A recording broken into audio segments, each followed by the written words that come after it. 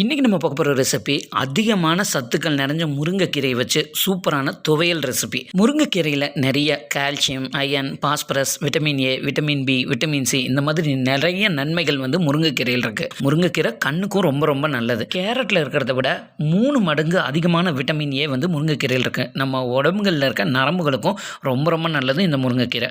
இவ்வளோ சத்து நிறைஞ்ச முருங்கைக்கீரை வச்சு சூப்பரான துவையல் செய்யலாமா? இப்போ ஒரு கடாயில் கொஞ்சமாக தேங்காய் எண்ணெய் எடுத்துக்கிறேன். இதில் ஒரு 2 டேபிள் ஸ்பூன் அளவுக்கு உளுந்து சேர்த்துட்டு நல்லா லேசாக பொன்னிறமாகிற வரைக்கும் நல்லா வறுத்து விட்டுக்கலாம்.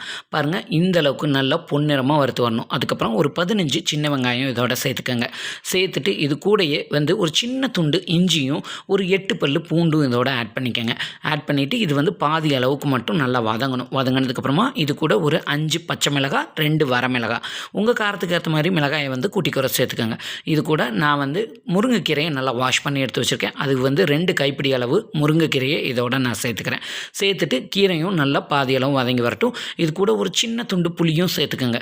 சேர்த்துட்டு கீரை நல்லா வதங்கி வரட்டும். கடைசியாக ஒரு கைப்பிடி அளவுக்கு மல்லி இலை கொஞ்சமாக இதோட சேர்த்துருங்க. சேர்த்துட்டு மல்லி இலையும் நல்லா வதங்கணும். வதக்கி விட்டுட்டு இந்த கீரைக்கு தேவையான அளவுக்கு உப்பும் இதோட ஆட் பண்ணிடுங்க.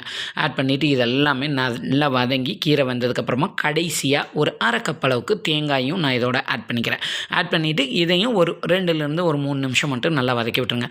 தேங்காய் வதங்கினதுக்கப்புறமா நம்ம இதை நல்லா ஆற வச்சுட்டு மிக்ஸி ஜாரில் சேர்த்துட்டு வலுவலுன்னு அரைக்காதீங்க. நல்லா கொரப்பாக இருக்கிற மாதிரி அரைச்சி எடுத்துக்கோங்க.